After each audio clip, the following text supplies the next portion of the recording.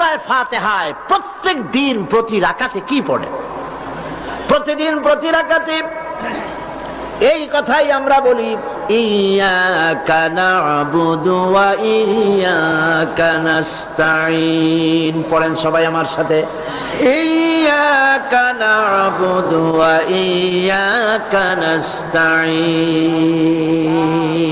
হে আল্লাহ, আমি একমাত্র তোমারই কাছে সাহায্য কামনা করি, আমি তোমার ইবাদত করি, তোমারই গোলামি করি, তোমারই কাছে সাহায্য যাচিয়া করি, আর কারো কাছে সাহায্য চাই না, আর কারো গোলামি করি না। মানুষের অবস্থা তো সবসময় একরকম থাকে না, অর্থনৈতিক বিপর্যয় হইতে পারে, টাকা পয়সা নাও থাকতে পারে, অশান্তি থাকতে পারে। আল্লাহ পাক তার নবীকে কি বলেছেন দেখেন, ফাইদা ফারাগতা ফানসাব ওয়া ইলা রাব্বিকা ফারগাব। আল্লাহ পাক বলেন, যখন তুমি খালি হাত হয়ে যাবে, দাঁড়িয়ে যাবে, আর আল্লাহ পাকের কাছে মিনতি জানাবে। সুবহানাল্লাহ। খালি হাত হয়ে গেছো, দাঁড়ায় যাও, আল্লাহর কাছে মিনতি করো, আল্লাহর কাছে চাও। বুখারী শরীফ এসেছে, স্যান্ডেলের ফিতা কাছে যদি ছেড়ে, তাহলে আল্লাহর কাছে চাও। কার কাছে চাইবেন? আল্লাহর কাছে চান। সুপ্রিয় দর্শক, আসসালামু আলাইকুম রাহমাতুল্লাহ। আজকের আলোচনায় থাকবে এমন এক প্রেরণাময় ওয়াজ যা আমাদের হৃদয়কে নাড়া দেবে, মনকে করবে প্রশান্ত। আলোচনা করছেন প্রখ্যাত আলিমে দ্বীন, ইসলামিক চিন্তাবিদ আল্লামা দিলওয়ার হোসেন সাইদি রাহিমাহুল্লাহ। আমাদেরকে এই দৃষ্টান্ত নবীরা দেখায় দিয়েছেন, পয়গম্বরেরা আল্লাহর কাছে চেয়ে আমাদের দেখাইছে। হযরতে ইব্রাহিম আলাইহিস সালামকে আগুনের ভিতরে যখন ফেলাবার ব্যবস্থা হয়েছে, তাকে যখন আগুনে ফেলা হচ্ছে, হযরত জিবরাইল বলেন, ইব্রাহিম আমার কাছে সাহায্য চাও, আগুন থেকে বাঁচায় দেব। হযরত ইব্রাহিম ভয় পেয়ে সাহায্য চাইছিলেন। এগুলো শোনার পরেও আমাদের ঈমান মজবুত হয় না। হযরত ইব্রাহিম বললেন, জিবরাইল গো, তোমার কাছে সাহায্য আমি কেন চাইবো? আমি তো এমন কোন অন্ধ খোদার ইবাদত করি না যিনি তার গোলামের দুঃখ না দেখেন। আমি আগুনে পড়ে গেলে আমার আল্লাহ রাব্বুল আলামিন যদি খুশি হন, তাহলে আমার আল্লাহকে খুশি করার জন্য 1000 বার পড়তে রাজি আছি। সাহায্য তো আল্লাহর কাছেই চাইতে হবে। আল্লাহর ইচ্ছা নাই ইব্রাহিম আগুনে পুড়ুক, এটা কি আল্লাহর ইচ্ছা ছিল? ইব্রাহিম আলাইহিস সালামও পরিণতি জানেন না, তিনি কি পড়বেন, পুড়বেন না বাঁচবেন জানা ছিল না। পরীক্ষায় তিনি পাশ করলেন। আগুনের ভিতরে যখন ইব্রাহিম আলাইহিস সালাম পড়ে যাচ্ছেন, আল্লাহ রাব্বুল আলামিন আগুনের প্রতি হুকুম দিলেন, ইয়া নারু কুনি বারদাও ওয়া সালামান আলা ইব্রাহিম। আগুন আমার ইব্রাহিমের জন্য শান্তিদায়ক ঠান্ডা হয়ে যা। বলেন, আর কি ক্ষমতা থাকবে? আগুনের আর জ্বালাবার ক্ষমতা থাকবে? জ্বালাইতে পারছে? পারে নাই। আল্লাহকে বিশ্বাস করুন এইভাবে করে। কোন মাজারে টাকা দিবেন না, পয়সা দিবেন না, আগরবাতি দিবেন না, চান্দা মান্দা দিবেন না।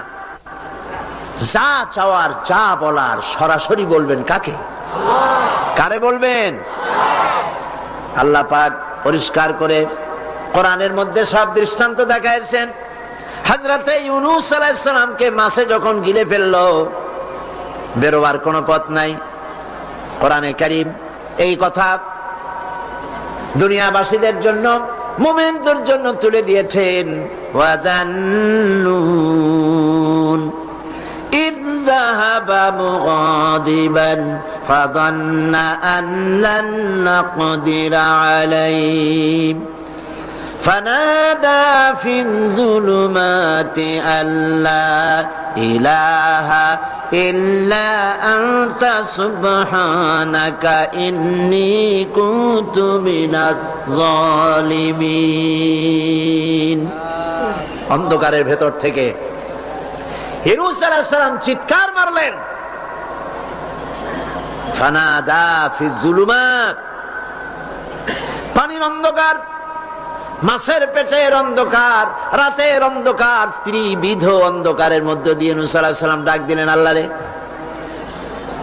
আল্লাহ শোনে নাই।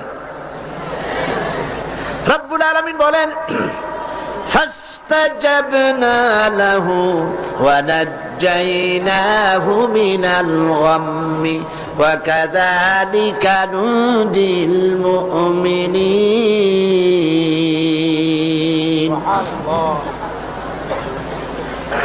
আল্লাহ রাব্বুল আলামিন বলেন আমি ইউনূসের ডাক শুনলাম আর জাকের জবাব দিয়া দিলাম। মাছের পেটের ভিতরে যন্ত্রণা শুরু হয়ে গেল, ব্যথা শুরু হয়ে গেল। মাছ আর পানির মধ্যে থাকতে পারলো না। মাছ উপরে চলে এলো, কেনারায় চলে গেল। মাছ ববি করে ইউনূস আলাইহিস সালাম রে ফেলে দিল কেনারে। আল্লাহ পাক বলেন শোনো দুনিয়ার মানুষেরা, শুধু ইউনূসকে নয়, ওয়া কাযালিকা নুজিল মুমিনিন। মুমিনেরা যখনই বিপদে পড়বে আমারে যদি ডাকে, আমি এইভাবে করে, ওয়া কাযালিকা এইভাবে করে আমি বিপদ থেকে বাঁচায় দেব। সুবহানাল্লাহ। সুতরাং আল্লাহ পাকের এই কোয়ালিটি বুঝতে পারলে এটাই হলো তাওহীদ। তাওহীদ সম্পূর্ণরূপে বুঝতে হবে, তাওহীদে প্রতিষ্ঠিত হতে হবে, শিরক থেকে বাঁচতে হবে, শিরক সম্পূর্ণরূপে বর্জন করতে হবে। এখন শিরকটা কি? শিরক হলো অংশ। এটা শরীক দিয়ে বললে বুঝতে ভালো, শরীক। আর এই শিরক হচ্ছে মিথ্যা, জুলম, বড় গুনাহ। যারাই আল্লাহর সাথে শরীক করে তারা বড় রকমের গুনাহ করে। আমি এই দৃষ্টান্তটা বুঝাবার জন্য এরকম দৃষ্টান্ত দেই শরীকদারি ব্যবসার সাথে। শিরক পার্টনার, শরীক। আল্লাহ পাকের কোন পার্টনারের দরকার আছে? আর যারা জবাব দিলেন না, আল্লাহ পাকের পার্টনারের কোনো প্রয়োজন আছে? পার্টনারের প্রয়োজন হয় কেন? ধরেন ব্যবসা করবে কেউ, তো ব্যবসা করতে গেলে, পার্টনারশিপ বিজনেস করতে গেলে অভাবের কারণেই পার্টনার খোঁজে। পুঁজি আছে যা, সেই টাকা দিয়ে ব্যবসা চলবে না, একজন পার্টনার লাগবে পুঁজিওয়ালা। পুঁজির অভাবে মানুষ পার্টনার খোঁজে। আবার পুঁজি আছে কিন্তু বুদ্ধি নাই, লাইসেন্স নাই। বুদ্ধিওয়ালা লাইসেন্সওয়ালা একটা লোক পার্টনার হিসাবে নিতে চেষ্টা করে পার্টনারশিপ বিজনেসে। 3 নম্বরে পুঁজিও আছে, বুদ্ধিও আছে, লাইসেন্সও আছে, কিন্তু বয়সটা এমন যে এই বয়সে ব্যবসা করার মতো বয়স নাই, স্বাস্থ্যটা খারাপ। এই 3টা কারণে মানুষেরা পার্টনারশিপ বিজনেস করে। এখন আল্লাহর সাথে শরীক করলে আল্লাহ সহ্য করেন না, কারণ হলো আল্লাহর তো এই 3 অভাবের কোনো অভাব নাই। বুঝে আসে নাই মনে হয়? আল্লাহর পুঁজির অভাব আছে? আচ্ছা, আল্লাহর পুঁজি আছে কিনা তা আল্লাহর কাছেই জিজ্ঞেস করি। কেউ যদি আল্লাহকে প্রশ্ন করে তোমার পুঁজি আছে কি নাই, এই প্রশ্ন করার আগে রব্বুল আলামিন কোরআনে কারীমের মধ্যে জবাব দিয়ে রেখেছেন, ওয়াল্লাহু গানিয়্যুন ওয়া আনতুমুল ফুকারা। আল্লাহ হচ্ছেন অভাব মুক্ত, সবকিছুর মালিক তিনি গানি।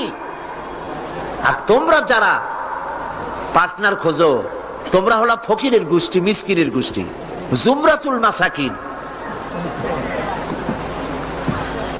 আর আমার পুঁজির অবস্থা শোনো, আল্লাহ পাক বলছেন, মা ইনদাকুম ইয়ানফাদু ওয়া মা ইনদাল্লাহি বাক।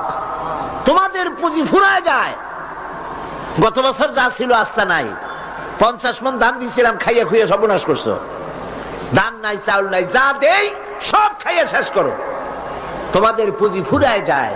ওমা ইনদাল্লাহি বাক। আর আল্লাহর পাত্র থেকে, ভাণ্ড থেকে যত দেওয়া হয় ফুরায় না, বড় থাকে। আল্লাহর কোনো পুঁজির অভাব নাই। শুধু তাই নয়, লাহু মাকালিদুস সামাওয়াতি ওয়াল আরদ, আকাশ আর জমিনের সব চাবিকাঠি হচ্ছে আল্লাহর কাছে, সম্পদের চাবি আল্লাহর কাছে। লিল্লাহি মা ফিস সামাওয়াতি ওয়া মা ফিল আরদ, আসমান এবং জমিনের সার্বভৌমত্বের একচ্ছত্র মালিক হচ্ছেন কে? আল্লাহ পাক। এই হলো পুঁজি। তাহলে আল্লাহর পুঁজির অভাব নাই। আর পুঁজির অভাব যখন নাই তখন পার্টনারেরও কোনো প্রয়োজন নাই। এরপরে 2 নম্বরে মানুষ পার্টনার খোঁজে, জ্ঞান বুদ্ধির অভাব ঘটতে পড়ে। ব্যবসা করার মতো জ্ঞান নাই, বুদ্ধি নাই, লাইসেন্স নাই। আল্লাহর কি এরকমের অবস্থা? মহান আল্লাহ রাব্বুল আলামিন বলেন, ওয়াল্লাহু ইয়ালামু ওয়া আনতুম লা তা'লামুন। আল্লাহ সব জানেন, তোমরা জানো না কিছুই, তোমরা কিচ্ছু জানো না। ওয়ামা উতীতুম মিনাল ইলমি ইল্লা কালিলা, সামান্যতম জ্ঞান দিয়েছি তোমাদেরকে, আর সমস্ত জ্ঞানের উৎস কে? আল্লাহ। কোনো জ্ঞান নাই, সামান্যতম জ্ঞান, আর এই জ্ঞান দিয়ে ওনারা হন বুদ্ধিজীবী। বিরাট বিরাট বুদ্ধি, বুদ্ধি মাথায় এত গিজ গিজ করে, বুদ্ধির গরমে মাথায় চুল থাকে না, সব সময় মাথা গরম। কি বুদ্ধি? কইছে দেয়ার ইজ নো গড। সব বুঝছি বলে কি বুঝছো? কইছে দেয়ার ইজ নো গড, স্রষ্টা নাই, আল্লাহ বলতে কেউ নাই। নাউযু বিল্লাহি মিন যালিক। এরকম শয়তান একটা মরছে, ঢাকা বিশ্ববিদ্যালয় ছিল। মরার পর সেই সময়ের প্রধানমন্ত্রী তিনি বললেন, বাংলাদেশের নাকি এই লোক মরায় খুব ক্ষতি হয়েছে। আমি বলেছি ক্ষতি কিছু হয় নাই, বরং ভালো হয়েছে, শয়তান একটা কমছে। এ মরার আগে বলেছে, আমারে কাফন দিবা না, দাফন দিবা না, গোসল করাবা না। কি করবা? তো বলে মরার পর আমারে নিয়ে মেডিকেল কলেজে দিবা, ছাত্ররা আমারে দিয়ে অপারেশন শিখবে, যাতে যাতে মানুষের অপারেশন করে উঠে রুগীরে ভালো বানাইতে পারে। মরার পর তার কথা মতো যখন মেডিকেল কলেজের দিকে লাশ নিয়ে যাওয়া হচ্ছিল, ছেলেরা বলছে, লা হাওলা ওয়ালা কুওয়াতা ইল্লা বিল্লাহ, আমরা মাপ চাই। সারা জীবন আল্লাহরে অস্বীকার করছে। ওই লোকটারে দিয়া কাটা ছেলা শিখিয়া যদি কোন লোকের অপারেশন করি, যাও রুগী বাঁচবে, তাও বাঁচবে না, মরবে। ফিরাও শয়তান। বাডমের মারিচুরিতে ডিপ ফ্রিজের মধ্যে এই শয়তানের লাশ এখনো আছে। লাশের অবস্থা এমন হয়েছে, যদি রাস্তা ভালাইও দেয়, কবর তো হবে না, কপালে নাই, কবর হবে না, দাফন হবে না। আল্লাহর সাথে নাফরমানি করলে কি সাজা হয় আল্লাহ দেখান। আল্লাহরে যদি মানত, গোসলটা হইতো, কাফনটা হইতো, জানাজাটা হইতো, মানুষের দোয়া করতো। কপালে নাই, কপাল পোড়া, আল্লাহর অস্বীকার করছে বুদ্ধির ঠেলায়। লাশের অবস্থা এমন হয়েছে, এখন যদি রাস্তায় ভালাইয়া দেয়, কুত্তাও খাবে না। কারণ আমাদের দেশের কুত্তা এত অভদ্র না যে এত পচা লাশ খাবে। প্রিয় ভাই, সব আল্লাহ পাক সব জানেন, তোমরা কিচ্ছু জানো না। হ্যাঁ, তোমরা জানবা যদি কোরআনের কাছে আসতে পারো। আসল বুদ্ধি, আসল জ্ঞান কোরআনের ভিতরেই। সুবহানাল্লাহি ওয়া বিহামদিহি। এরপরে তাহলে দেখা গেল 2 নম্বর পুঁজিও আল্লাহর আছে। আছে কিনা? পার্টনার দরকার আছে? পার্টনারের দরকার নেই। 3 নম্বরে শক্তির অভাব, সেজন্য পার্টনার খোঁজে। আল্লাহর শক্তির খুব অভাব নাকি? শক্তি টের পাইছেন কিনা? টের পাইছেন কিনা? বুঝে নিয়েন কি কইতে চাই। আল্লাহ রাব্বুল আলামিনের শক্তি কত প্রচন্ড। আমেরিকার বর্তমান শক্তি দেখেই বুঝতে চেষ্টা করেন না।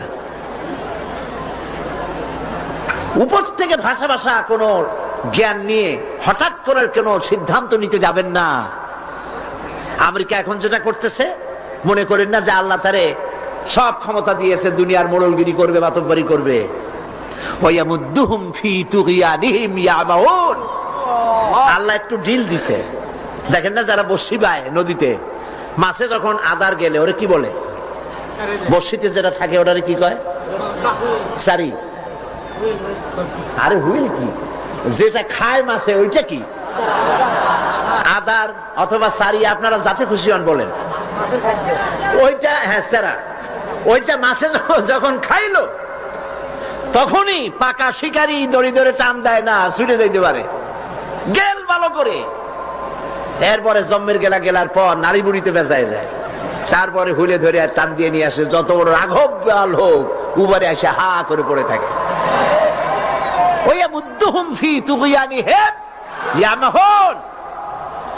আল্লাহ পাক ঢিল দিয়ে দিছেন, হাত লম্বা করে দিছে। আফগান মারতেছে আমেরিকা বসে, হাত এত লম্বা। আফগান মারতেছে, কাশ্মীর মারতেছে, প্যালেস্টাইন মারতেছে, সোমালিয়া মারতেছে। আল্লাহ পাক ঢিল দিয়ে দিয়েছে। এরপরে যখন আল্লাহ ধরবে, রাশিয়া এরকম শেষ ছিল না, জনমের সেটা শেষ ছিল কিনা? আল্লাহ টাইট করছে কিনা? সুবহানাল্লাহ। বিনা যুদ্ধে চিৎপটাং, কোন যুদ্ধ লাগে নাই। কেমনে মরা লাশের গাও দিয়া গোস্ত যেমন খুইসা খুইসা পড়ে, সোভিয়েত ইউনিয়ন খুইসা পয়সা শেষ। আছে অস্তিত্ব? আল্লাহ পাক যখন ধরবেন, ইন্না বাতশা রাব্বিকা লাশাদীদ, আল্লাহ পাক যখন ধরবেন তার পাকড় থেকে বাঁচাইতে পারে এমন ক্ষমতা আকাশেও কারো নাই, জমিনেও কারো নাই। সেই জন্য ক্ষমতার পুরাটা মালিক হচ্ছেন কে? এই কারণেই এই দুর্বলতার, এই ত্রিবিধ দুর্বলতার কারণে মানুষের পার্টনারশিপ বিজনেস করতে হয়, পার্টনার অংশীদার খুঁজতে হয়। আল্লাহর কোনো পার্টনারের কোনো প্রয়োজন নাই। আল্লাহর কোনো পার্টনার প্রয়োজন নাই, দরকার নেই। শিরক, সর্বাবস্থায় শিরক থেকে বাঁচতে হবে। মানুষ, আমাদের দেশের মানুষেরা না বুঝে সবের নিয়তি শিরক করে বসে। নাউজুবিল্লাহ বলে সবের নিয়তে শিরক করে। হযরতে বড় পীর আব্দুল কাদের জিলানী রাহমাতুল্লাহ আলাইহির নামে কত দুরূদ বানাইছে। ইয়া আব্দুল কাদের জিলানী শাইয়ান লিল্লাহ। নাউজুবিল্লাহ বলবেন না? নাউজুবিল্লাহ বলবেন না? হযরত বড় পীর আব্দুল কাদের জিলানী রাহমাতুল্লাহ আলাইহি নিঃসন্দেহে আল্লাহর মাহবুব বান্দা, বড় ওলি, পীরে কামেল, মাহবুবে সুবহানী আমরা তাকে বলি। কিন্তু ইয়া আব্দুল কাদের জিলানী শাইয়ান লিল্লাহ, হে আব্দুল কাদের জিলানী আপনি আমাদেরকে কিছু দেন, সাহায্য করেন। নাউযু বিল্লাহি মিন যালিক। যারা এই যত দুরূদ পড়ে তারা জাহিল জাহিল জাহিল। এই ধরনের দরুদ যারা শিক্ষা দেয় তারাও জাহিল।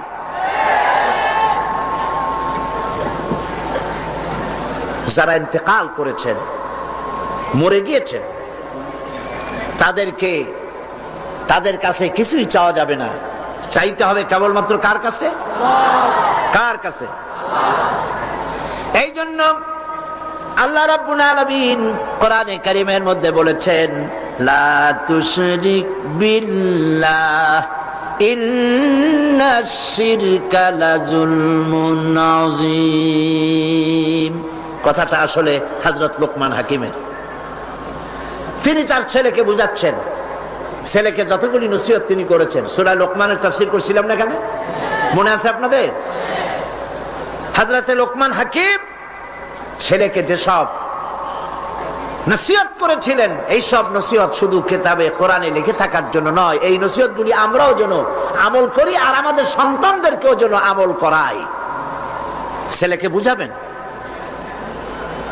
স্ত্রীকে বুঝাবেন। আল্লাহ পাক সাফ করে বলছেন, লা তুশরিক বিল্লাহ, আল্লাহর সাথে কাউকে শরীক স্থাপন করো না। ইন্নাশ শিরকা লাযুলমুন আযীম, প্রকৃতপক্ষে শিরক হচ্ছে বড় জুলম, অত্যাচার। এটা হলো জুলম। এ শব্দের ব্যাখ্যা হচ্ছে ওয়াজুল শাই ফি গায়রি মুহাল্লি, যে জিনিস যেখানে রাখা সেটা সেখানে না রেখে আরেক জায়গায় রাখার নামই হলো জুলম করা। টুপি তো মাথায় শোভা পায়, টুপি কোথায় রাখবেন? কিন্তু হাঁটুর উপরে যদি রাখেন তাহলে টুপির উপরে জুলুম করা হয়। টুপি মাথায় রাখবেন, টুপি দিয়া যদি বাজার করে আনেন তরি তরকারি, তাহলে টুপির উপরে কি করা হবে? জুলম করা হবে। নৌকা চলে পানি দিয়া, কিন্তু রাস্তার উপরে যদি টানায় রাখেন, তাহলে নৌকার উপরে কি করা হইল? জুলুম করা হইল। সোজা কথা। চশমা নাকের উপরে রাখাবার জন্য, কিন্তু চশমা যদি মাথার উপরে ভালাই থন, তাহলে চশমার উপরে কি করা হইল? জুলুম করা হইল। যেই সব জিনিস, যেসব শক্তি আল্লাহ রাব্বুল আলামিনের, সেইগুলি মানুষের কাছে চাওয়া, অদৃশ্য কোনো কিছুর কাছে চাওয়া, এটাই হচ্ছে শিরক, এটাই হলো জুলম। এর অর্থ এই নয় যে মানুষের কাছে টাকা চাইলে সেটা শিরক হবে, মানুষের কাছে ধার চাইলে শিরক হবে, এর অর্থ কিন্তু এটা নয়। অদৃশ্য থেকে কোনো কিছু সাহায্য পাওয়ার আশায় চাওয়া আল্লাহ ছাড়া অন্যের কাছে, এটার নাম, কথা বুঝে আসছে কিনা?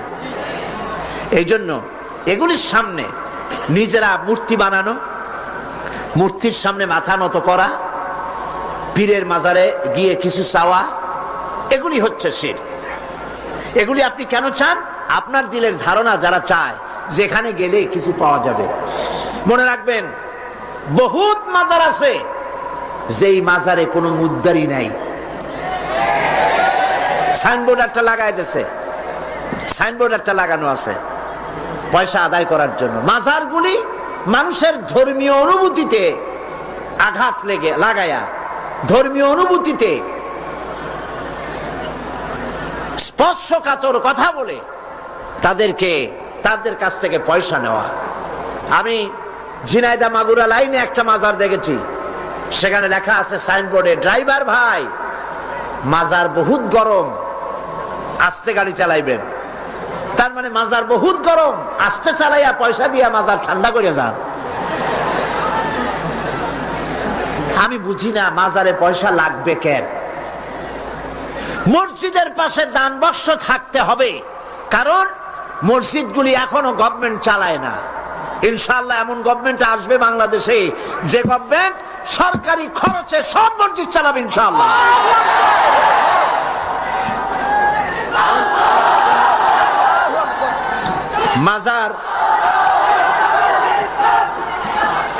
মাজারে চান্দার বাক্স কেন? মাজারে পয়সা দেব কেন? এই প্রশ্ন বুদ্ধিমানদের মাথায় আসা উচিত। কেন দেব? যিনি ইন্তেকাল করেছেন, ওনার কি এখন টাকার প্রয়োজন? বলেন আপনারা। শীত বস্ত্র উনি কিনবেন, কোনো কিছু খাবেন?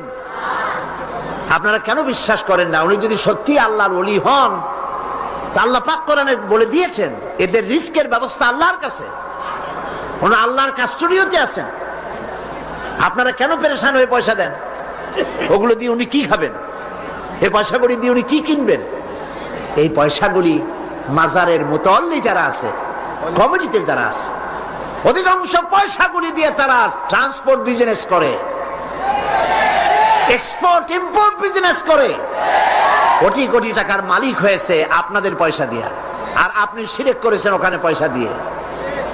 তবে কোন মাজারকে কেন্দ্র করে যদি কোনো মসজিদ, কোনো এতিমখানা, কোনো মাদ্রাসা যদি তৈরি হয়, মাদ্রাসায় দিবেন, এতিমখানায় দিবেন, মসজিদে দিবেন, অবশ্যই মাজারে এক পয়সাও দিবেন না।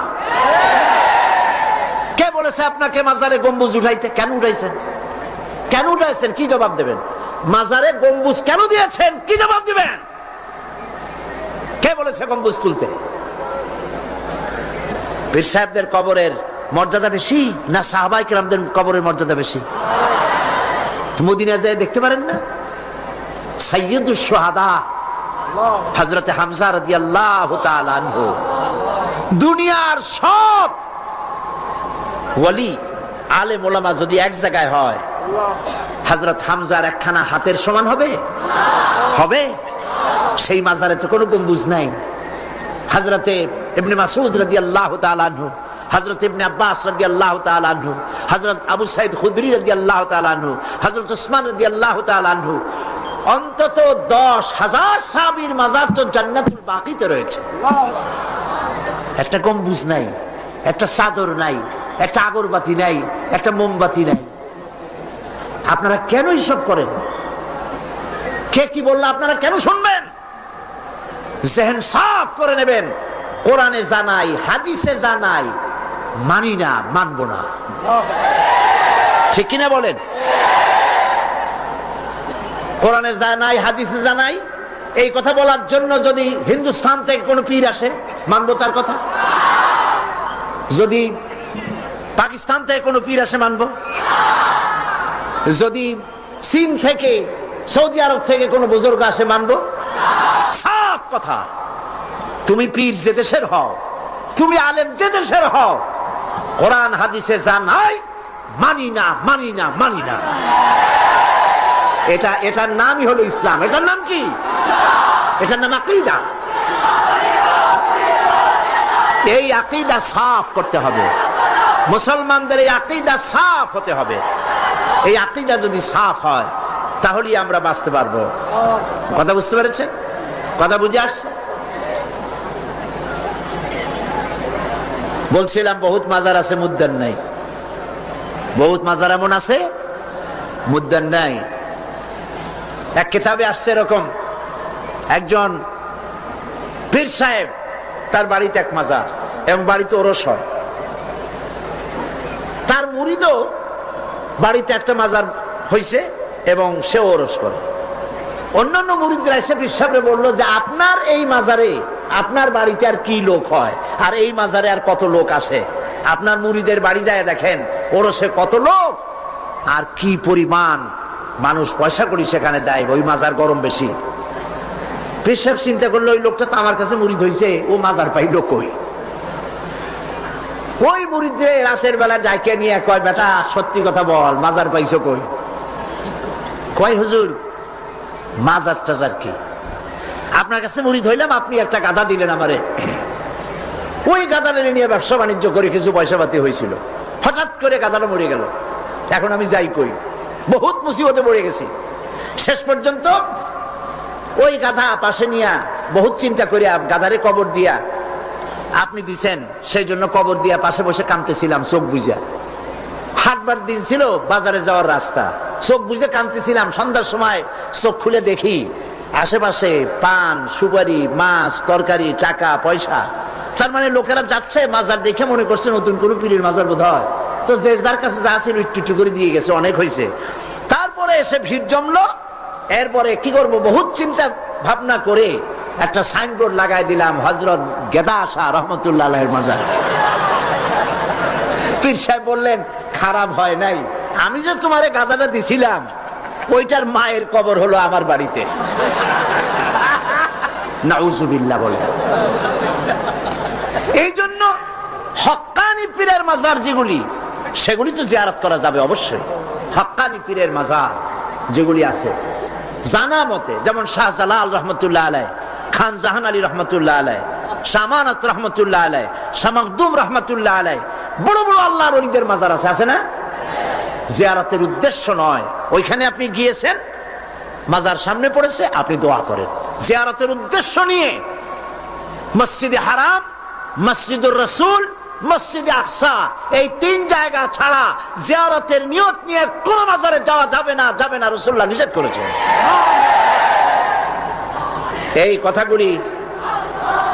এই কথাগুলি যদি আমাদের মনে থাকে তাহলে আমরা উপকৃত হতে পারবো। বলি আলহামদুলিল্লাহ, বলেন আলহামদুলিল্লাহ। আপনি আমার আল্লাহ কি শুনতে পান না? বলেন পান কিনা? তিনি দেখতে পান, তিনি সব শুনতে পান, সব দেখতে পান। কাজী যা বলবেন আল্লাহকে বলেন। ওয়াইজা সাআলতা ফাসআলিল্লাহ ওয়াইজা ইসতাআনতা ফাসতাইন বিল্লাহ। যা চাইবেন আল্লাহর কাছে চান, যা বলবেন আল্লাহর কাছে বলেন। আল্লাহ পাক বলেছেন আলাইসাল্লাহু বিকাফিন আবদা, আলাইসাল্লাহু বিকাফিন আবদা। আমি কি আমার বান্দার জন্য যথেষ্ট নই? আল্লাহ প্রশ্ন করছেন, আমি কি আমার বান্দার জন্য যথেষ্ট নই? আপনারা বলেন অবশ্যই যথেষ্ট, বলেন সবাই অবশ্যই যথেষ্ট। সুতরাং আল্লাহ পাক হচ্ছেন সর্বময় ক্ষমতার মালিক। আপনার আমার যা প্রয়োজন সব আল্লাহকে বলবো, রাজি আছি? এটাই হচ্ছে তাওহীদ এবং শিরক বর্জন। সর্বাবস্থায় শিরককে বর্জন করতে হবে। হযরত হযরতে মুআজ রাদিয়াল্লাহু তাআলা আনহু তিনি হাদিস বর্ণনা করেছেন, নবী করিম সাল্লাল্লাহু আলাইহি ওয়াসাল্লাম বলেছেন, ইয়া মুআজ, তিনবার ডাকলেন। হযরত মুআজ বললেন, লাব্বাইক ওয়া সাদাইক। হুজুর বললেন, মুআজ তুমি কি জানো বান্দার উপরে আল্লাহর হক কি, আবার আল্লাহর উপরে বান্দার হক কি? হযরতে মুআজ রাদিয়াল্লাহু তাআলা আনহু বলেন, আমি জানি না, আল্লাহর নবী ভালো জানেন।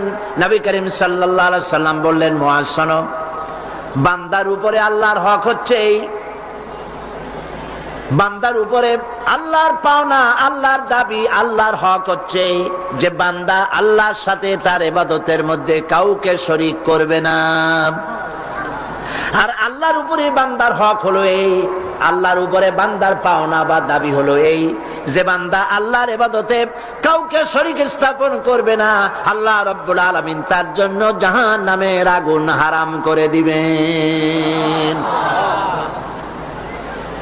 শিরক সর্বাবস্থায় বর্জন করতে হবে। এবং এই জন্যে শিরক হচ্ছে একটা বোমার মতো। আপনারা জানেন যে বোমা, কোন জায়গায় যদি বোমা মারে কেউ, বিল্ডিং উড়ে যায়, জায়গা গর্ত হয়ে যায়। একটা বিল্ডিং বানাতে খরচ হলো 50 লক্ষ টাকা, 1 কোটি টাকা বা 5 কোটি টাকা খরচ হয়েছে একটা বিল্ডিং করতে। এটা উড়ায় দেওয়ার জন্য মাত্র কয়েক কেজি ওজনের একটা বোমা যথেষ্ট। এই বোমার দাম কি আমি জানি না। একটা বোমা একটা বিল্ডিং এর তলায় রেখে দিল বা দূরে কোথাও রাখলো, এরপরে রিমোট কন্ট্রোল দিয়ে সুইচ অন করলো, এই বিল্ডিংটা থাকবে আস্ত না উড়ে যাবে? উড়ে যাবে কিনা?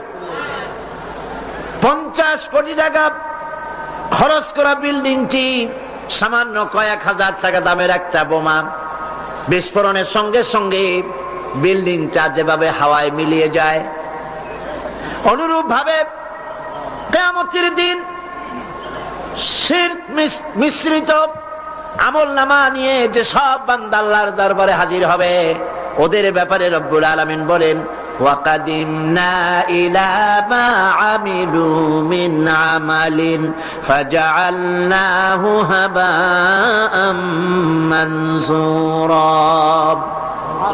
ওয়াকাদিমনা ইলা মা আমিলু মিন আমালিন, আমি বান্দার আমলনামার দিকে আমি যখন মনোযোগী হব, আমি যখন বান্দার আমলনামা দেখব, আর ওই আমলনামার ভেতরে যদি শিরক মিশ্রিত দেখতে পাই, ফাজআলনাহু হাবাআম মানসুরা, আমলনামাকে ধুলি কণার সঙ্গে উড়াইয়া দেব। নামাজ, রোজা, হজ, যাকাত, দাড়ি, টুপি কোনটা কাজে লাগবে না, সব বালু কণার সাথে আল্লাহ উড়িয়ে দিবেন। কোনো দাম নাই আমলের। প্রিয় ভাই সব, প্রিয় বন্ধুগণ, আমার ভাইয়েরা, আমার মা বোনেরা, কোন অবস্থাতেই শিরক করবেন না, শিরক থেকে মুক্ত থাকুন। ছেলে হয় না, মেয়ে হয় না, মাজারে যাওয়ার কোনো প্রয়োজন নাই, ব্যবসায় উন্নতি হয় না, মাজারে যাওয়ার কোনো প্রয়োজন নাই। মসজিদে যান, কাজায় হাজার 2 রাকাত নামাজ পড়েন, সেজদা করে রব্বুল আলামিনকে বলেন, নামাজ আদায় করে চোখের পানি ফেলে আল্লাহকে বলেন। আল্লাহ পাকের নবী বলেছেন, বান্দার 2টা জিনিস আল্লাহর কাছে খুবই প্রিয়, 2টা ফোঁটা। একটি ফোঁটা হলো জিহাদের ময়দানে যে রক্ত ফোঁটা পড়ে, আর আল্লাহর ভয়তে চোখের যে পানি ফোঁটা পড়ে, এই 2টি ফোঁটা আল্লাহর কাছে বহুত প্রিয়। নবীজি আরো বলেছেন, বান্দা যখন কান্দে গুনাহ মাফির জন্য, অভাব অভিযোগের জন্য বান্দা যখন কান্দে, তার চোখের পানি নাকের অগ্রম, নাকের আধা দি আসতে পারে না, তার মধ্যে রব্বুল আলামিন তাকে ক্ষমা করে দেন। আমরা যেন আল্লাহর কাছে চাইতে শিখি, বলেন আমিন। আল্লাহ রব্বুল আলামিনের কাছে আমাদের যা প্রয়োজন, গায়ব থেকে সাহায্য পাওয়ার জন্য যা প্রয়োজন, কাকে বলবো? আল্লাহ পাককে বলবো। ঈমানকে সালিট করতে হবে। সেই কথা কোরআন শরীফ আল্লাহ পাক সূরা বাকারার মধ্যে এই কথার ভিতরে আল্লাহ পাক পরিষ্কার করেছেন, ইয়া আইয়ুহাল্লাযীনা আমানু দুখুলু ফিস সিলমি কাফা ওয়া লা تتبعوا خطوات الشيطان إنه لكم عدو مبين হে বিশ্বাসীরা উদখুলু ফিস-সিলমি কাফা 16 আনা মুসলমান হও, পরিপূর্ণ মুসলমান হও, ইসলামের মধ্যে পরিপূর্ণ দাখিল হয়ে যাও। একদিকে দাবি করবে মুসলমান, অন্যদিকে অমুসলিমদের মতো তোমাদের আকীদা, তোমাদের চাল চলন এভাবে যদি হয় তাহলে ইসলামে পরিপূর্ণভাবে দাখিল হওয়া হবে না। শুধু নামাজ রোজা হজ যাকাত করি ইসলামে পরিপূর্ণ প্রবেশ করা যাবে না। জীবনের প্রত্যেকটি দিক ও বিভাগ হতে হবে আল্লাহর হুকুম মাফিক, নবীর প্রদর্শিত পথে। কথা বুঝে আসছে আপনাদের? কথা বুঝে আসছে? মুসলমান দাবি করলেই মুসলমান হওয়া যাবে না। জীবনের প্রত্যেকটি ক্ষেত্র ইসলামের মধ্যে ঢুকাইতে হবে, অর্থাৎ ইসলাম অনুযায়ী আমার জীবন পরিচালিত করতে হবে। আমি যেটাই করব আমি খুঁজবো এর মধ্যে আল্লাহর রেজামন্দি আছে কিনা, আমার নবীর রেজামন্দি আছে কিনা। আল্লাহ রসুলের অনুমতি ব্যতি রেখে, তাদের আনুগত্য ব্যতি রেখে আমরা অন্য কোনোটাই করতে পারি না। আল্লাহ পাক এই কথাগুলি আমাদেরকে বোঝার তৌফিক দান করুন, বলি আমিন। জোরে সরে পড়েন লা ইলাহা লা ইলাহা, আরো জোরে লা ইলাহা লা ইলাহা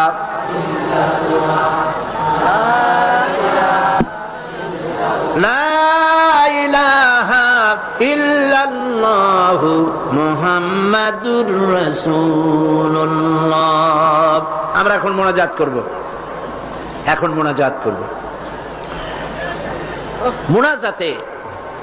মোনাজাত আর দোয়া ও মখুল ইবাদা।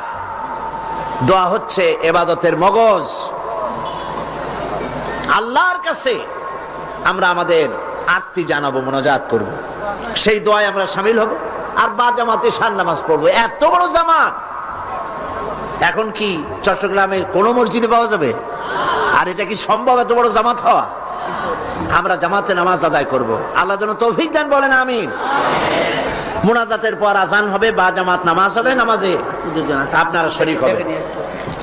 আজকেও দুইজন অমুসলিম ইসলাম কবুল করার জন্য এসেছেন, তাদেরকে উৎসাহ দেন, তাদের জন্য দোয়া করেন, আল্লাহ পাক যেন তাদেরকে কবুল করেন, বলেন আমিন। আপনাদের ভিতর থেকে যারা দাঁড়ায় আপনারা নিজেরা তাদেরকে বসায় দেন। একই আশ্চর্য কথা। দুজন অমুসলিম, একজনের নাম সুনীল রায়, পিতা মৃত রজনী রায়, বাড়ি কাটিরহাট, হাটহাজারী, চট্টগ্রাম। আর একজনের নাম অসীম বড়ুয়া, পিতা কল্যাণ মিত্র বড়ুয়া, গ্রাম হোয়ারাপাড়া, রাউজান, চট্টগ্রাম। এই দুইজন। প্রথম জন সুনীল রায়, তার নাম পছন্দ করেছে মোহাম্মদ খলিলুর রহমান। দ্বিতীয় জন তার নাম পছন্দ করেছেন মোহাম্মদ মাসুম বিল্লাহ। এই দুজন এখন ইসলাম কবুল করছে। কই আর একজন? কই? ও মাশাআল্লাহ, কাছে আসো। একটু জোরে জোরে পড়তে হবে। লা ইলাহা ইল্লাল্লাহু মুহাম্মাদুর রাসূলুল্লাহ। আল্লাহ ছাড়া কোনো ইলাহ নাই, উপাস্য নাই। মুহাম্মদ সাল্লাল্লাহু আলাইহি ওয়াসাল্লাম আল্লাহর প্রেরিত রাসূল। আশহাদু আন লা ইলাহা ইল্লাল্লাহু ওয়াহদাহু লা শারীকা লাহু ওয়া আশহাদু আন্না মুহাম্মাদান আবদুহু ওয়া রাসূলুহু। আমি সাক্ষ্য দিচ্ছি আল্লাহ ছাড়া কোনো ইলাহ নাই, কোন উপাস্য নাই। তিনি এক, তিনি একক, তার কোনো অংশীদার নাই। আমি আরো সাক্ষ্য দিচ্ছি মুহাম্মদ সাল্লাল্লাহু আলাইহি ওয়াসাল্লাম আল্লাহর বান্দা এবং তার প্রেরিত রাসূল। বল আসসালামু আলাইকুম। সবাই বলেন ওয়ালাইকুম আসসালাম। আমরা না আর বলতে হবে না, আমরা এই দুইজন নতুন মুসলমান আমাদের ভাই, বলেন আলহামদুলিল্লাহ। আল্লাহ যেন তাদের ইসলামী জীবন যাপনের সুন্দরভাবে ইসলামী জীবন যাপনের তৌফিক দেন, বলেন আমিন। এবং ইসলাম কবুল করার কারণে কোনো অসুবিধা, ঘটনা, দুর্ঘটনা, নানান রকমের অসুবিধা থেকে আল্লাহ পাক যেন তাদেরকে হেফাজতে রাখেন এবং আল্লাহ পাক যেন তাদেরকে খাঁটি মুমিনে পরিণত করে দেন। ইসলাম কবুল করার কারণে এই বিশাল লাখো জনতার পক্ষ থেকে আমি তাদেরকে আলিঙ্গন করছি।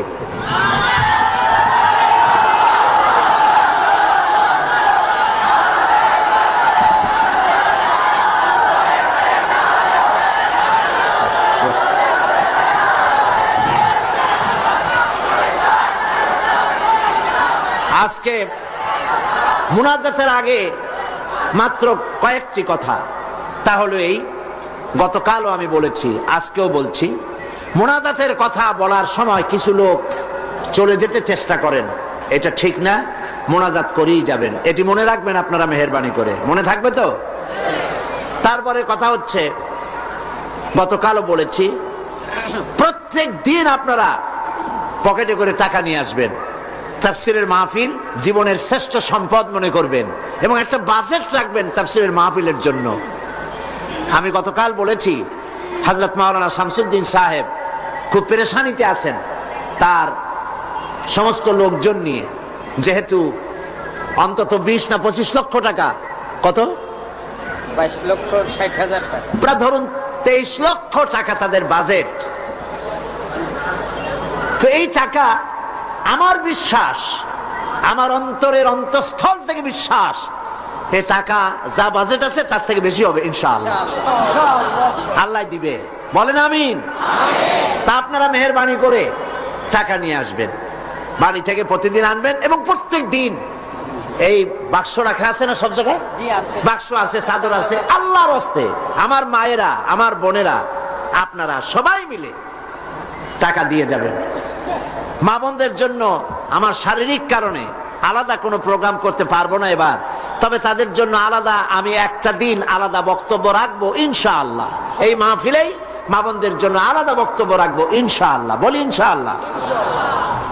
মা বোনেরা, ভাইয়েরা, সবাই মিলে এই মাহফিলের জন্য প্রচুর পরিমাণ টাকা আপনার পক্ষে যা সম্ভব আপনি দিবেন, বন্ধুদের কাছ থেকে আদায় করে দিবেন। আল্লাহ যেন তৌফিক দেন, বলেন আমিন। এরপরে গতকাল বলেছিলাম, ঢাকা থেকে এবং চট্টগ্রামের পুস্তক ব্যবসায়ীরা লক্ষ লক্ষ টাকা পুঁজি ইনভেস্ট করে এই চট্টগ্রাম তাফসীর মাহফিলে বিক্রয়ের আশায়। আর এই বইপত্রগুলি সব আপনাদের ঈমান বৃদ্ধির কাজে লাগবে, বলেন আমিন। বহুত বই আছে এখানে, বই অনেক। বৃহস্পতিবার সকাল 10টা থেকে শুধু মহিলাদের জন্য আমাদের বলবো। তো এই বইয়ের, ইসলামী বই মানুষকে ঠকায় না। নাস্তিকদের লেখা বই পড়লে ঈমান নষ্ট হয়, কিন্তু আলেমদের লেখা, ওলামাদের লেখা বই পড়লে ঈমান বৃদ্ধি পায়, বলেন আলহামদুলিল্লাহ। কারণ তারা কোরআন হাদিস দিয়েই বই লেখেন, কোরআন হাদিসের বই দিয়ে স্টলগুলি ভরা।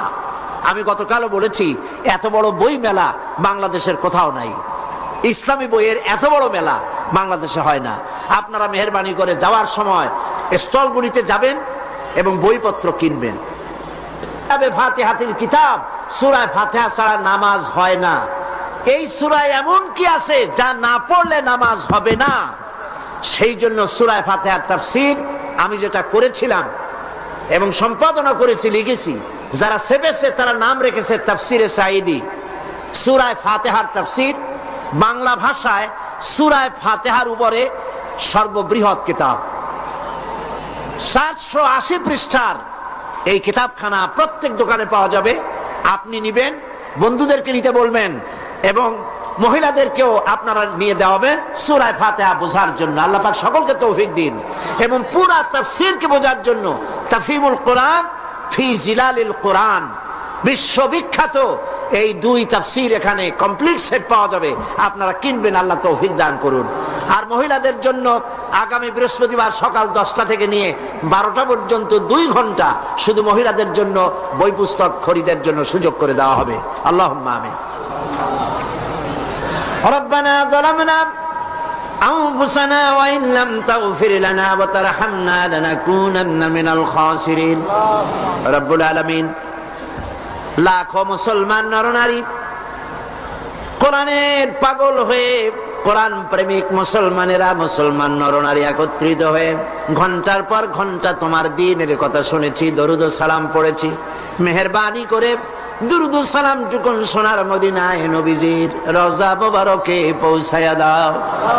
আয় আল্লাহ তাআলা, আমাদের মধ্য থেকে আমাদের মা বাপ যারা কবরে চলে গেছে, আমাদের দাদাদের নানা নানি আত্মীয় স্বজন, কবরগুলিকে জান্নাতের টুকরায় পরিণত করে দাও। রব্বির হামহুমা কামা রব্বায়ানি সগীরা। সবাই পড়েন, রব্বির হামহুমা কামা রব্বায়ানি সগীরা। আয় আল্লাহ তাআলা, সারা জীবন গুনাহ করেছি আমরা, তুমি দয়া করে আমাদের জিন্দেগির গুনাহ খাতা মাফ করে দাও। আল্লাহ তাআলা, সারা পৃথিবীতে আজ মুসলমানদের বড় দুর্দিন। আয় আল্লাহ, আয় খাসা নে রসুল ওয়াক্তে দোয়া হ্যায়, আয় খাসা নে রসুল ওয়াক্তে দোয়া হ্যায়, উম্মত পে তেরি আকে আজব ওয়াক্ত পড়া হ্যায়। আয় আল্লাহ, বড় বিপদে পড়েছি আমরা। দুনিয়ার সব বড় বড় শক্তিগুলি ঐক্যবদ্ধ হয়ে আজ মুসলমান মারার জন্য উঠে পড়ে লেগেছে। আল্লাহ, আমাদের বলার জায়গা নাই, তুমি ছাড়া আমাদেরকে সাহারা দেবে। রব্বুল আলামিন, গুনাহ করেছি ঠিক, আমরা গুনাহগার তাও স্বীকার করি, তবু একটা ভালো পরিচয় আমাদের আছে। এই ভালো পরিচয়টা হলো আমরা তোমার হাবিবের উম্মত। এতটুকুন কারণে হলেও নবীজির সদকায় আল্লাহ তুমি দয়া করে দুনিয়ার মুসলমানদের বিপদ থেকে বাঁচাও। আয় আল্লাহ, দুনিয়ায় যেখানে যা কিছু ঘটে, সন্ত্রাসী ঘটনা, বোমা বিস্ফোরণের ঘটনা, যেখানে যা কিছু ঘটে, আল্লাহ দুনিয়ার কাফেররা ঐক্যবদ্ধ ভাবে সেই দোষ আমাদের মাথায় চাপায়। সুতানাতা দিয়া মুসলমান মারে, মুসলমানদের মসজিদ মাদ্রাসা শেষ করে, আলেম ওলামাদের উপরে আঘাত করে। আল্লাহ তুমি দয়া করে মুসলমানদেরকে সাহারা দাও।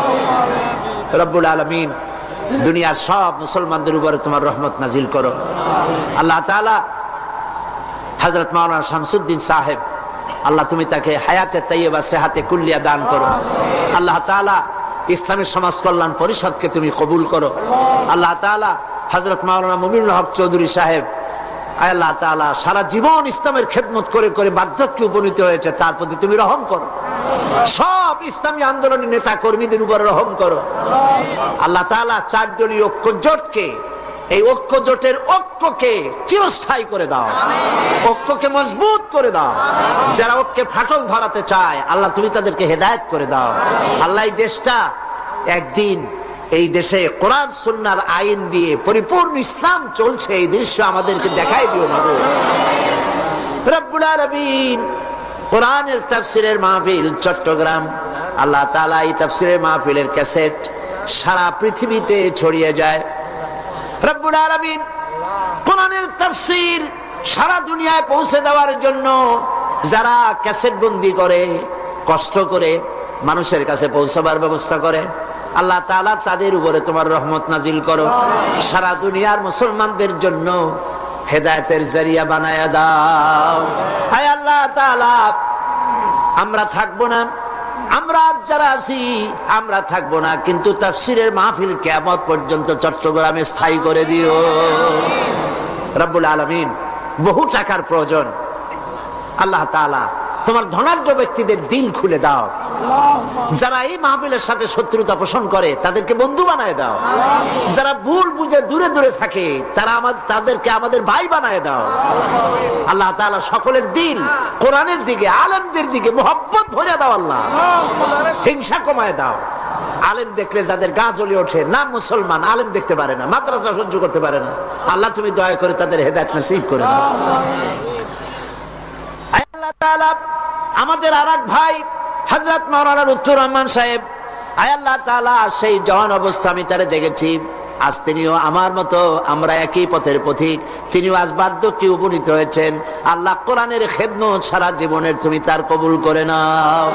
কোরআনে কারীমের তাফসীরের খেদমত যারা করতেছেন, অনুবাদের লেখার বলার খেদমত যারা করেন, আল্লাহ তুমি তাদেরকে কবুল করে নাও। রব্বানা তাকাব্বাল মিন্না ইন্নাকা আনতাস সামিউল আলিম ওয়া তুব আলাইনা ইন্নাকা আনতাত তাওয়াবুর রহিম। সুবহান রাব্বিকা রাব্বিল ইজ্জাতি আম্মা ইয়াসিফুন ওয়া সালামুন আলাল মুরসালিন ওয়ালহামদুলিল্লাহি রাব্বিল আলামিন। ওয়াজআল আখিরা কালিমাতিনা ইনদাল মাউত লা ইলাহা ইল্লাল্লাহু মুহাম্মাদুর রাসূলুল্লাহ। আসসালামু আলাইকুম।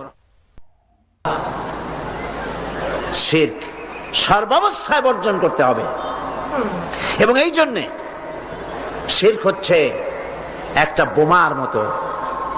আপনারা জানেন যে বোমা, কোন জায়গায় যদি বোমা মারে কেউ, বিল্ডিং উড়ে যায়, জায়গা গর্ত হয়ে যায়।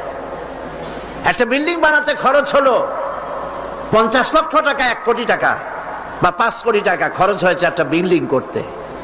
এটা উড়াই দেওয়ার জন্য মাত্র কয়েক কেজি ওজনের একটা বোমা যথেষ্ট। এই বোমার দাম কি আমি জানি না। একটা বোমা একটা বিল্ডিং এর তলায় রেখে দিল বা দূরে কোথাও রাখলো, এরপরে রিমোট কন্ট্রোল দিয়ে সুইচ অন করলো, এই বিল্ডিংটা থাকবে আস্ত না উড়ে যাবে? উড়ে যাবে কিনা? 50 কোটি টাকা খরচ করা বিল্ডিংটি সামান্য কয়েক হাজার টাকা দামের একটা বোমা বিস্ফোরণের সঙ্গে সঙ্গে বিল্ডিংটা যেভাবে হাওয়ায় মিলিয়ে যায়, অনুরূপ ভাবে কিয়ামতের দিন শিরক মিশ্রিত আমলনামা নিয়ে যে সব বান্দা আল্লাহর দরবারে হাজির হবে, ওদের ব্যাপারে রব্বুল আলামিন বলেন, وَقَدِمْنَا إِلَى مَا عَمِلُوا مِنْ عَمَلٍ فَجَعَلْنَاهُ هَبَاءً مَنْثُورًا। وَقَدِمْنَا إِلَى مَا عَمِلُوا مِنْ عَمَلٍ, আমি বান্দার আমলনামার দিকে আমি যখন মনোযোগী হব, আমি যখন বান্দার আমলনামা দেখব, আর ওই আমলনামার ভেতরে যদি শিরক মিশ্রিত দেখতে পাই, ফাজআলনাহু হাবাআম মানসুরা, আমলনামাকে ধুলি কণার সঙ্গে উড়াইয়া দেব। নামাজ, রোজা, হজ, যাকাত, দাড়ি, টুপি কোনো কাজে লাগবে না, সব বালু করার সাথে আল্লাহ উড়িয়ে দিবেন। কোনো দাম নাই আমলের। প্রিয় ভাই সব, প্রিয় বন্ধুগণ, আমার ভাইয়েরা, আমার মা বোনেরা, কোন অবস্থাতেই শিরক করবেন না। শিরক থেকে মুক্ত থাকুন। ছেলে হয় না, মেয়ে হয় না, মাজারে যাওয়ার কোনো প্রয়োজন নাই। ব্যবসায় উন্নতি হয় না, মাজারে যাওয়ার কোনো প্রয়োজন নাই। মসজিদে যান, কাজায় হাজাত 2 রাকাত নামাজ পড়েন, সেজদা করে রব্বুল আলামিনকে বলেন, নামাজ আদায় করে চোখের পানি ফেলে আল্লাহকে বলেন। আল্লাহ পাকের নবী বলেছেন, বান্দার 2টা জিনিস আল্লাহর কাছে খুবই প্রিয়, 2টা ফোঁটা। একটি ফোঁটা হলো জিহাদের ময়দানে যে রক্ত ফোঁটা পড়ে, আর আল্লাহর ভয়তে চোখের যে পানি ফোঁটা পড়ে, এই 2টি ফোঁটা আল্লাহর কাছে বহুত প্রিয়। নবীজি আরো বলেছেন, বান্দা যখন কান্দে গুনাহ মাফির জন্য, অভাব অভিযোগের জন্য বান্দা যখন কান্দে, তার চোখের পানি নাকের অগ্রম, নাকের আধা দি আসতে পারে না, তার মধ্যে রব্বুল আলামিন তাকে ক্ষমা করে দেন। আমরা যেন আল্লাহর কাছে চাইতে শিখি, বলেন আমিন। আল্লাহ রব্বুল আলামিনের কাছে আমাদের যা প্রয়োজন, গায়ব থেকে সাহায্য পাওয়ার জন্য যা প্রয়োজন, কাকে বলবো? আল্লাহ পাককে বলবো। ঈমানকে সালিট করতে হবে। সেই কথা কোরআন শরীফ আল্লাহ পাক সূরা বাকারার মধ্যে এই কথার ভিতরে আল্লাহ পাক পরিষ্কার করেছেন, ইয়া আইয়ুহাল্লাযীনা আমানু দুখুলু ফিস-সিলমি কাফা ওয়া লা তাত্তাবিউ খুতুওয়াতিশ শাইতান ইন্নাহু লাকুম আদুউম মুবিন। হে বিশ্বাসীরা, উদখুলু ফিস-সিলমি কাফা, 16 আনা মুসলমান হও, পরিপূর্ণ মুসলমান হও, ইসলামের মধ্যে পরিপূর্ণ দাখিল হয়ে যাও। একদিকে দাবি করবে মুসলমান, অন্যদিকে অমুসলিমদের মতো তোমাদের আকীদা, তোমাদের চাল চলন এভাবে যদি হয়, তাহলে ইসলামে পরিপূর্ণভাবে দাখিল হওয়া হবে না। শুধু নামাজ রোজা হজ যাকাত করি ইসলামে পরিপূর্ণ প্রবেশ করা যাবে না। জীবনের প্রত্যেকটি দিক ও বিভাগ হতে হবে আল্লাহর হুকুম মাফিক, নবীর প্রদর্শিত পথে। কথা বুঝে আসছে আপনাদের? কথা বুঝে আসছে? মুসলমান দাবি করলেই মুসলমান হওয়া যাবে না। জীবনের প্রত্যেকটি ক্ষেত্র ইসলামের মধ্যে ঢুকাইতে হবে, অর্থাৎ ইসলাম অনুযায়ী আমার জীবন পরিচালিত করতে হবে। আমি যেটাই করব আমি খুঁজবো এর মধ্যে আল্লাহর রেজামন্দি আছে কিনা, আমার নবীর রেজামন্দি আছে কিনা। আল্লাহ রসুলের অনুমতি ব্যতি রেখে, তাদের আনুগত্য ব্যতি রেখে আমরা অন্য কোনোটাই করতে পারি না। আল্লাহ পাক এই কথাগুলি আমাদেরকে বোঝার তৌফিক দান করুন, বলি আমিন। জোরে সরে পড়েন লা ইলাহা লা ইলাহা, আরো জোরে লা ইলাহা লা ইলাহা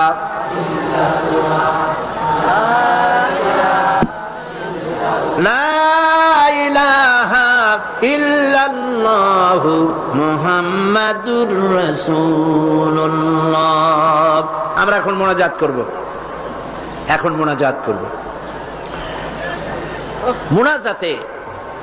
মোনাজাত আর দোয়া ও মখুল ইবাদা। দোয়া হচ্ছে ইবাদতের মগজ।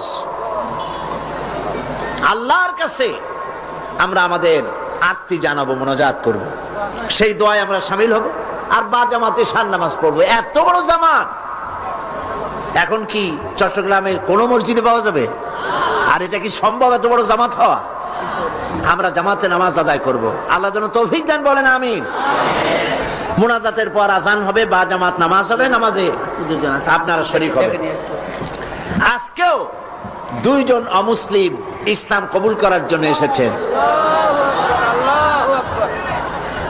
তাদেরকে উৎসাহ দেন, তাদের জন্য দোয়া করেন, আল্লাহ পাক যেন তাদেরকে কবুল করেন, বলেন আমিন।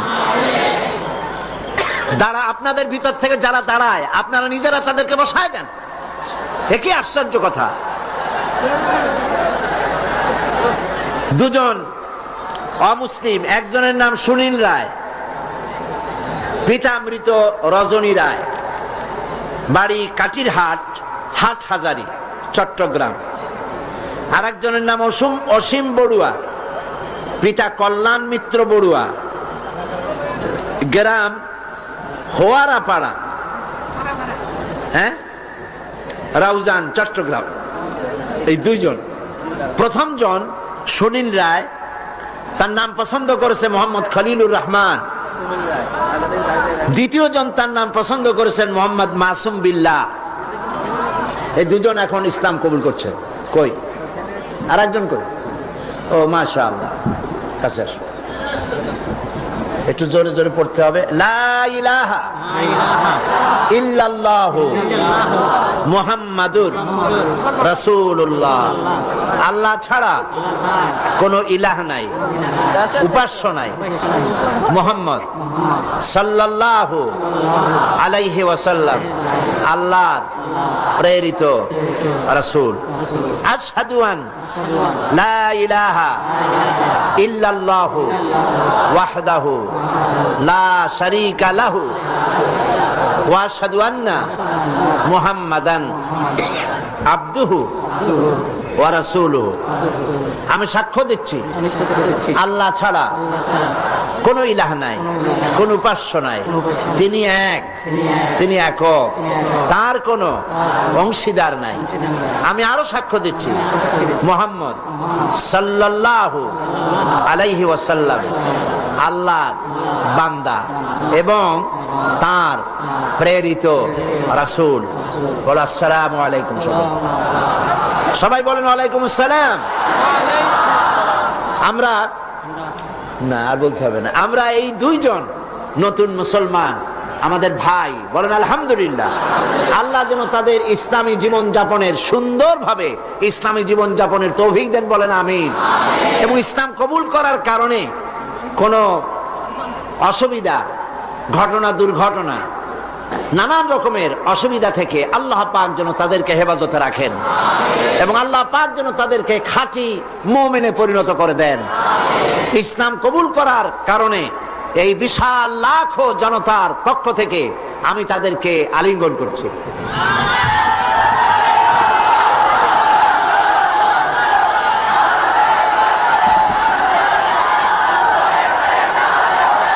সম্মানিত দর্শক, আমরা অনেক সময় ইসলামকে নিজের মতো করে বুঝি, কিন্তু ইসলামকে বোঝা যায় কেবল কোরআন ও বিশ্বনবী সাল্লাল্লাহু আলাইহি সাল্লামের আলোয়।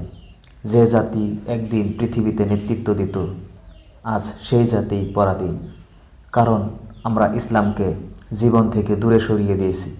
আমরা নাম রেখেছি মুসলমান, কিন্তু আচরণ, চিন্তা আর ব্যবহারে ইসলামকে ভুলে গেছি।